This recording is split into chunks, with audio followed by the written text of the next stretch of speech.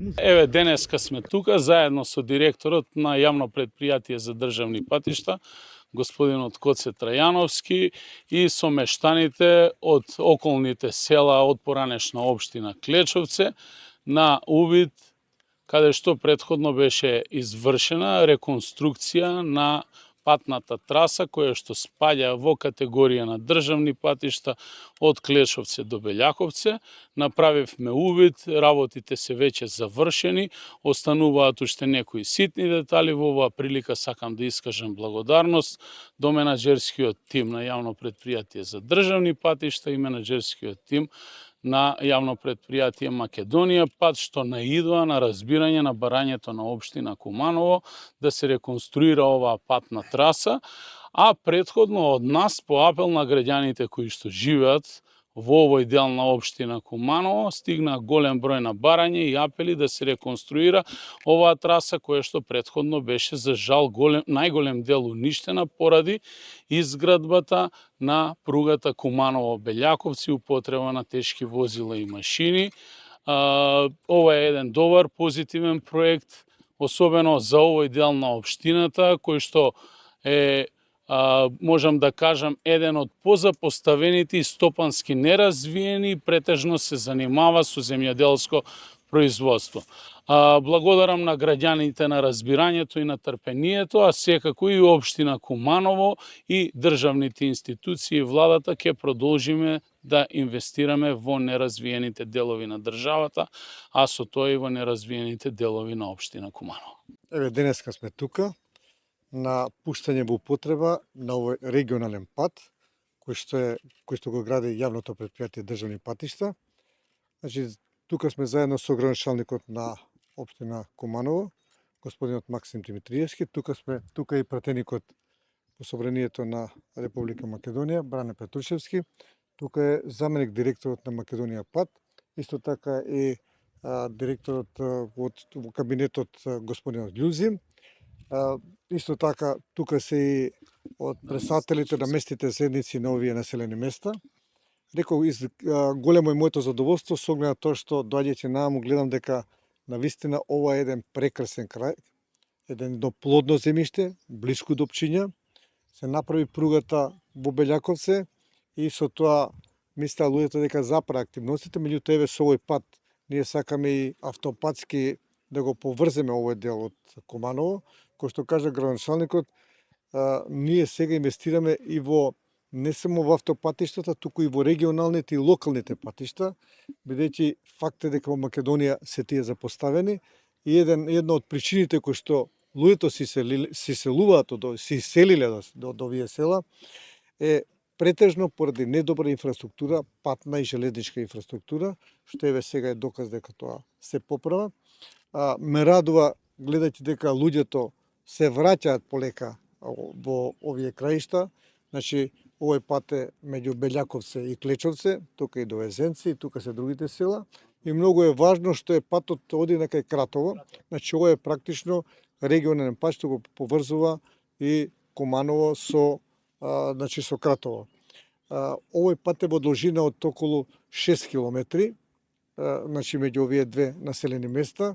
Направен е асфалтниот слој, онаму кај што имало поголеми оштетувања, значи исто така рехабилитиране со тампон, со сите останати значи технички услови кои што се потребни, и се надевам дека овој пат ќе допринесе и за развојот на овој крај, бидејќи кој што кажа градоначалникот, ова е земјоделски крај и луѓето кои што живеат во Куманово, претежно овие села, мислам дека ќе почнат да се враќаат тука, да живеат и како кажам и да доходуваат, да работат во овие краишта.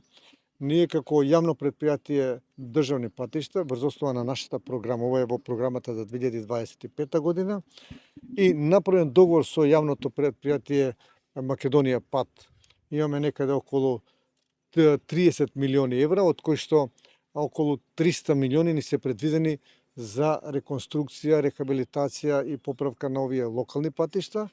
Во општина Куманово не е запоставена општина, напротив, како една од поголемите, да речеме најголема општина во Република Македонија, Јавното предпријатие оваа година планира да инвестира 85 милиони денари, од кои што веќе 20 милиони денари се потрошени на патот кој што е во Куманово и го поврзува со границата на Република Србија, улицата Никола Карев, таа е веќе завршена. Никола Тесла, се извинувам. Еве го сега овој пат го завршуваме. Ово е во вредност од некаде околу 30 милиони денари и следниот пат кој што ќе го прави Македонија пат оваа година преку јавното претпријатие државни патишта, тој од Пшиња до Вакав и со тоа ќе исполниме оваа програма оваа година. Следната година заедно со градоначалникот, заедно со пратеникот, ние ќе видиме кои се оние места кои што треба да добијат приоритет и да бидат направени и рехабилитирани локалните патишта од страната, а кои се во надлежност на јавното претпријатие државни патишта. Така да би сакал да напоменам дека правејќи програмата јавното претпријатие за 2025 година имаше контакти со сите градоначалници на локалните самоуправи во Република Македонија.